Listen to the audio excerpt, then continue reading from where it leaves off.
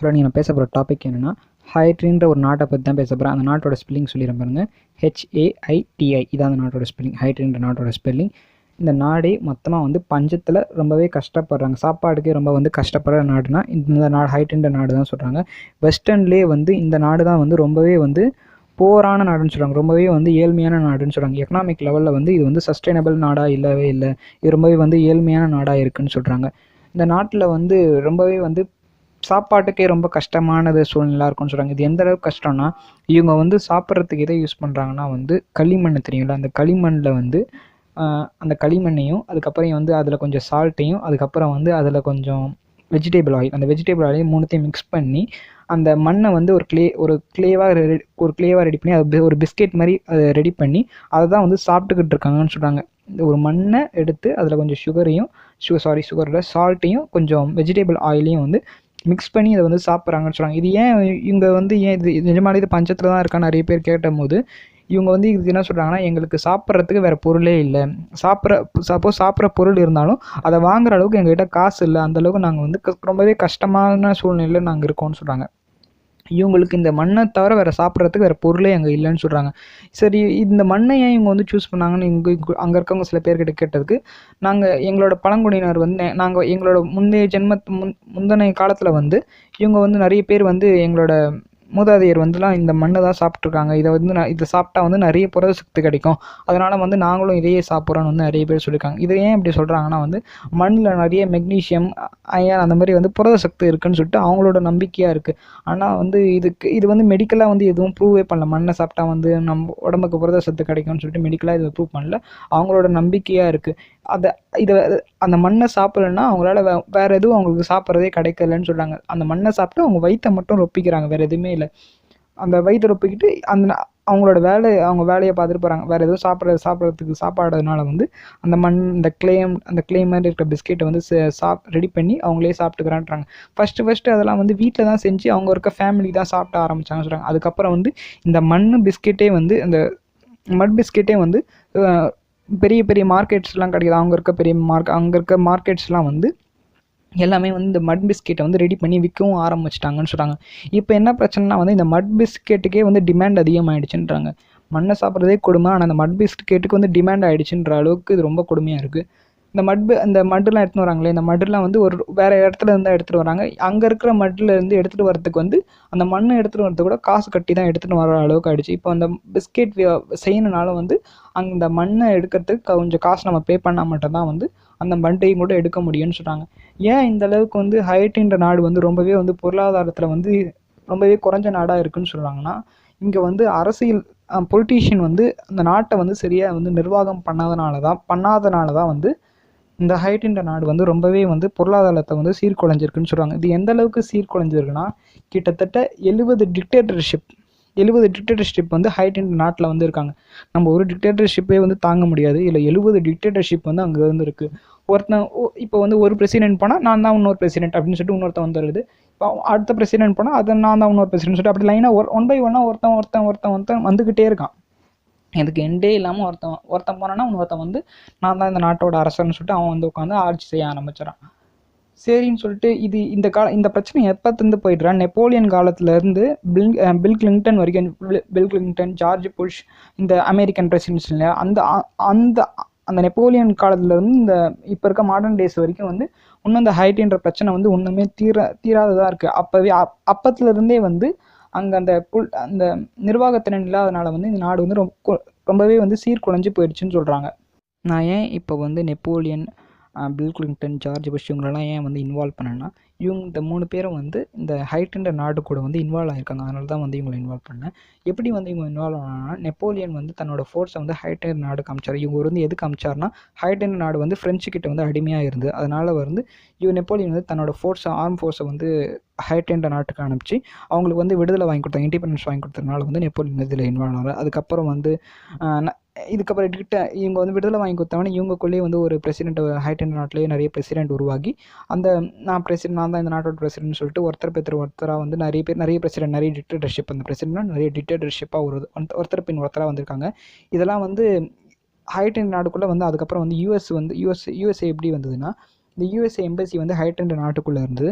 அப்போ வந்து bill Clinton தான் வந்து பிரசிடென்ட்டு. இந்த பில் கிளின்டன் என்ன பண்ணார்னா வந்து ஹைட்டின்ற நாடுக்கு வந்து அதிகமாக வந்து டிக்டேட்டர்ஷிப் அதிகமாக இருக்குது, இங்கே வந்து ஹைட்டின் நாட்டுக்கு வந்து நான் ஹெல்ப் பண்ண போகிறேன், அவங்களுக்கு வந்து அமைதியை நிலைநாட்ட போகிறேன்னு சொல்லிட்டு பீஸ் கீப்பர்னு சொல்கிற ஒரு ஃபோர்ஸ் மூலயமா வந்து ஹைட்டின்ற நாட்டுக்குள்ளே வந்து யூஎஸ்ஏ வந்து உள்ளே வருது. உள்ளே வந்து இந்த டிக்டேட்டர்ஷிப் கிட்ட இருந்து மக்களை வந்து காப்பாற்ற போகிறேன்னு சொல்லி டிக்டேட்டர்ஷிப்பை வந்து அழிச்சிட்டு அவங்க அந்த யூஎஸோட ஆர்மி வந்து என்ன பண்ணுச்சு, ஹைட்டி இந்த நாடை வந்து டேக் அவுட் பண்ணிடுச்சு. இனிமேட்டு இந்த நாட்டை வந்து நான் தான் பார்த்துக்க போகிறேன்னு சொல்லி டேக் அவுட் பண்ணிச்சு. இது எப்படி டேக் அவுட் பண்ணிச்சுன்னா வந்து அவங்களோட ஆர்மி கண்ட்ரோல் ஃபுல்லாக ஹைட்டி நாட்டையே வந்து அவங்களோட ஆர்மி கண்ட்ரோலுக்குள்ளே கொண்டு வந்துட்டாங்க. அதுக்கடுத்து வந்து ஹைட்டி நாட்டில் மறுபடியும் எலெக்ஷன் வருது. எலெக்ஷன் வந்துட்ட உடனே அங்கே மறுபடியும் வந்து ஒருத்தர் பிரசிடெண்ட்டாக வராது. அதனால் கொஞ்சம் கொஞ்சமாக வந்து அவங்களோட ஆர்ம் ஃபோர்ஸ் வந்து மறுபடியும் வெளியே வந்துடுதுன்னு சொல்கிறாங்க.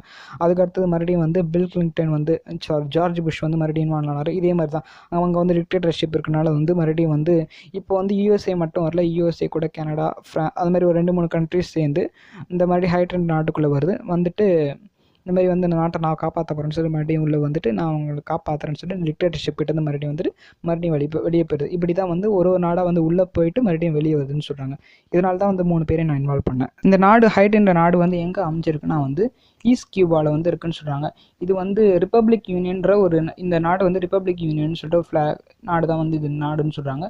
இது வந்து ஈஸ்ட் கியூபாவில் வந்து இருக்குன்னு சொல்கிறாங்க. இந்த நாட்டில் வந்து முக்கியமாக என்ன பிஸ்னஸ் பண்ணுறாங்கன்னா சாப்பாடுக்கு வேறு என்னென்ன பண்ணுறாங்கன்னா பக்கத்துலேருந்து ரிசோர்ஸ் இதெல்லாம் ஃபுல்லாகவே இம்போர்ட்ஸ் தான் பண்ணியிருக்காங்க. இவங்களால எக்ஸ்போர்ட் எதுவுமே பண்ண முடியல. ஏன்னா இவங்க வந்து விவசாயம் பண்ணுறோன்னு நினச்சதுக்காக ஒரு காட்டை அழித்து விவசாயம் பண்ணுறது ஆரம்பிக்கலன்னு சொல்கிறாங்க. காடை அழிச்சும் போது வந்து அந்த காடெல்லாம் எரிச்சிட்டாங்க. அந்த காடை எரிச்சிட்டு விவசாயம் பண்ணுறதுக்கு அப்போ தான் நமக்கு இடம் கிடைக்கும்னு சொல்லி காடை எரிச்சாங்க. இந்த காடை எரிச்சதுனால அங்கே என்ன சார்கோல்லாம் இருக்க மரம் அடித்தாலும் சார்கோல்லாம் இருக்கும் இல்லையா, அந்த சார்கோல்லாம் வந்து லேண்டில் போய் டெபாசிட் ஆனதுனால வந்து அங்கே வந்து எந்த செடியும் வந்து முளைக்காத மாதிரி ஆயிடுச்சு. இதனால் வந்து அவங்களால வந்து உள்நாட்டிலே வந்து எதுவுமே வந்து தயாரிக்க முடியாத அளவுக்கு ஆயிடுச்சுன்னு சொல்கிறாங்க. இந்த நாட்டில் வந்து 70% பாப்புலேஷன், 100%ல் 70% வந்து வறுமையிலேயே தான் இருக்காங்க. இந்த மட் பிஸ்கெட் தான் வந்து சாப்பிட்டுட்டு இருக்காங்கன்னு சொல்கிறாங்க. மீதி இருக்க 10% என்ன பண்ணுறாங்கன்னா இந்த 10% வந்து ரொம்பவே வசதியானவங்க, நல்லாவே ஹை கிளாஸாக வாழ்ந்துக்கிட்டு இருக்காங்க. இந்த 10% சம்பாதிக்கிறாங்க இல்லையா, இந்த சம்பாதிப்பை வந்து கிட்டத்தட்ட 70% சம்பாதிக்க வேண்டிய காசை வந்து இந்த 10% சம்பாரிச்சுக்கிறாங்கன்னு சொல்கிறாங்க. அந்த 10% சம்பாரிச்சு அவங்களே மட்டும் சந்தோஷமாக இருந்துக்கிறாங்க. அவங்களுக்கு தேவையானதை வாங்கிக்கிறாங்க. சாப்பாடு வாங்கிக்கிறாங்க. என்ன வேணுமோ அவங்க காசில் வந்து இந்த ஹை கிளாஸ்க்கு எந்த தகுதி இருக்க மாதிரி வந்து அவங்களே வந்து ராயலாக வந்து இருந்துக்கிறாங்கன்னு சொல்கிறாங்க. அதுக்கடுத்தது வந்து இங்கே வந்து கவர்மெண்ட் சரியில்லையான்னு பார்த்தீங்கன்னா இந்த கவர்மெண்ட் வந்து அடிக்கடி வந்து கவர்மெண்ட் வந்து கவுந்துருன்னு சொல்கிறாங்க. இப்போ ஒரு பிரசிடென்ட் வந்தாங்கன்னா அந்த பிரசிடென்ட் எடுத்து மக்கள் வந்து புரட்சி செய்வாங்க. அந்த மக்கள் புரட்சி செய்யறதுனால வந்து இங்கே இருக்க மக்கள்லேருந்து ஒருத்தன் வந்து அங்கே போய் பிரசிடென்ட் ஆவான். ஏற்கனவே அந்த நாடு வந்து கடனில் நிறைய வந்து எக்கனாமிக் லெவலில் ரொம்பவே ஸ்டேபிளாக இல்லாதனால வந்து புதுசாக வரவனாலையும் வந்து கவர்மெண்ட்டை வந்து சரியாக வந்து வழி நடத்த முடியாதுன்னு சொல்கிறாங்க. இதனால தான் வந்து அந்த நாடு வந்து ரொம்பவே வந்து ஸ்டேபிள் இல்லாமல் இருக்கிறதுனால தான் வந்து அந்த நாடு வந்து சீக்கிரமாக வந்து எக்கனாமிக் லெவலில் ரொம்பவே தளர்ந்து போயிடுதுன்னு சொல்கிறாங்க. சராசரியாக அந்த நாட்டில் வந்து ஒரு நாளைக்கு வந்து ஒரு ஆள் வந்து எவ்வளோ சம்பாதிப்பானா $2 வந்து ஒரு மினிமம் ஒரு 200 இல்லை 180 அந்த மாதிரி ரேஞ்சுக்குள்ளே தான் வரும். நான் இந்தியா கம்பேர் பண்ணும்போது இந்தியாவில் ஒரு நாளைக்கு ஒரு சராசரியான ஒரு ஆள் எவ்வளோ சம்பாதிக்கிறாங்கன்னா $10 சம்பாதிக்கிறாங்க. $10 கிட்டத்தட்ட 500 to 600 சம்பாதிக்கிறாங்க. மேக்ஸிமம் நிறைய பேர் வந்து 20,000 22,000 அந்த மாதிரி ரேஞ்சில் வந்து சம்பாதிக்கிறாங்க, மிடில் கிளாஸ் ரேஞ்சுனா.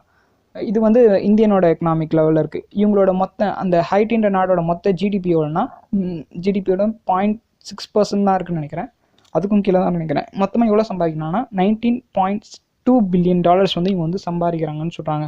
நம்ம நாட்டோட நம்ம இந்தியா கம்பேர் பண்ணும்போது வந்து இந்தியா வந்து ஆர்மிக்கு மட்டுமே வந்து 40 பில்லியன்லேருந்து $50 பில்லியன் வரைக்கும் வந்து ஆர்மிக்கு மட்டுமே ஒதுக்குறாங்கன்னு சொல்கிறாங்க. அந்த நாட்டிலேருந்து நம்ம நாடு வந்து ரொம்பவே வளர்ந்த நாடாக நம்ம நாடு வந்து இருக்குது. நம்ம நாட்டில் இருக்கிறது நம்ம ரொம்பவே சேஃபாக இருக்கும்னு சொல்கிறோம். நம்மளாம் அந்த நாட்டில் போய் ஹைட்டின்ற நாட்டில் பிறந்துட்டா ரொம்பவே வந்து சஸ்டெயின் பண்ணுறதுக்கே ரொம்பவே கஷ்டமாக இருந்திருக்கும்னு நினைக்கிறேன். நம்ம நாட்டில் இருக்கிறதுக்கு வந்து ரொம்பவே நமக்கு நல்ல ஆப்பர்ச்சுனிட்டி, நம்ம நாட்டில் வந்து ஸ்டேபிளாக இருக்கிறனால வந்து ரொம்பவே நல்ல ஆப்பர்ச்சுனிட்டியாக இருக்குன்னு சொல்கிறாங்க. நம்ம நாட்டு பொலிட்டிஷியனே நம்ம அந்தளவுக்கு திட்டிகிட்டு இருப்போம், இந்த என்னடா நீங்கள் வந்து சரியாக நடத்துறது இல்லைன்னு. ஆனால் வந்து நம்ம இவங்க இப்படி நடத்தினாலே வந்து நம்ம ஓரளவுக்கு நல்லபடியாக இருக்கும். சப்போஸ் வந்து ஹைட்டின்ற நாட்டில் அந்த மாதிரி அளவுக்கு பொலிட்டிஷியன் வந்து இந்தியாவில் மாறினாங்கன்னா நம்மளோட கதி வந்து ரொம்பவே மோசமாக போயிடும்னு சொல்கிறாங்க. அதுக்கடுத்தது வந்து ஹைட்டின்ற நாட்டில் வந்து இப்போ வந்து கரண்ட்டாக யார் பிரசிடெண்ட்டாக இருக்காங்கன்னா ஜோவினல் மோய்ஸ்ன்ற ஒரு பிரசிடெண்ட் தான் வந்து ஹைட்டின்ற நாட்டை வந்து இப்போ தான் வந்து இவர் தான் வந்து கரண்ட் பிரசிடெண்ட்டாக இருக்காங்கன்னு சொல்கிறாங்க. இந்த நியூஸ் வந்து நான் வந்து இன்றைக்கி தான் ஒரு காலைல ஒரு 9 o'clock மேலே வந்து இந்த நியூஸை வந்து பார்த்து உடனே நெட்டில் வந்து சர்ச் பண்ணி பார்த்தேன், அந்த நாட்டை பற்றி சர்ச் பண்ணி பார்த்தேன். ஆனால் இந்த நியூஸ் வந்து கிட்டத்தட்ட 2 வருஷம் 3 வருஷம் முன்னாடியே வந்துருக்கணும் எப்படி கேட்டால். ஏன்னா வந்து இது வந்து 2017 2016 இவங்க வந்து இந்த மட் பிஸ்கெட் தான் வந்து சாப்பிட்டுக்கிட்டு இருக்காங்கன்னு சொல்லிட்டாங்க. நீங்கள் போயிட்டு ஹைட்டின்னு யூடியூப்பில் போயிட்டோ இல்லை கூகுளில் போயிட்டோ ஹைட்டி மட் பிஸ்கெட்னு போட்டிங்கன்னா வச்சுக்கோங்க, அவங்களோட வீடியோஸ் அப்படியே மொத்தமாக வரும், லைனாக 1 by 1 வந்துக்கிட்டே இருக்கும். இப்போ நான் சொன்னது கூட ஒரு 0.5% இல்லை 1% கூட கம்மியாக தான் இருக்கும். மீதி ஒரு 99% வந்து நான் கவர் பண்ணல. ஏன்னா எனக்கு நிறைய சதஞ்சு போயிருக்கு. அந்த டீட்டெயில்ஸ்லாம் வந்து ஒரு பேஜில் ஒரு மாதிரி இருக்குது. நான் ஏன் இந்த வீடியோ முதல்ல மேக் பண்ணேன்னு சொல்லிடுறேன். இந்த வீடியோ வந்து இந்த நியூஸை வந்து நான் வந்து ஹைட் அண்ட் நாட் என்னோட நியூஸை வந்து நான் கேட்கும் போது வந்து ரொம்பவே கஷ்டமாக இருந்தது. ஏன்னா வந்து நம்ம வந்து சாப்பாடை வந்து அவ்வளோ வேஸ்ட் பண்ணுறோம். ஏன் நானே வந்து அவ்வளோ நிறைய வேஸ்ட் பண்ணியிருக்கேன். நான் இனிமேட்டு வந்து வேஸ்ட் பண்ணக்கூடாதுன்னு இந்த நியூஸை பார்த்து தான் வந்து நான் இந்த சாப்பாடெல்லாம் வேஸ்ட் பண்ணக்கூடாதுன்னு ஒரு முடிவுக்கு வந்தேன். சரி, நம்மள மாதிரி ஒரு 2 3 பேர் வந்து இந்த முடிவு எடுத்தால் வந்து நம்மளால் முடிஞ்ச அளவுக்கு சாப்பாடை வந்து சேவ் பண்ணலான்னு ஒரு சின்ன ஆசை தான். உங்களால் முடிஞ்சால் வந்து 2 பேருக்கு ஷேர் பண்ணி விடுங்க.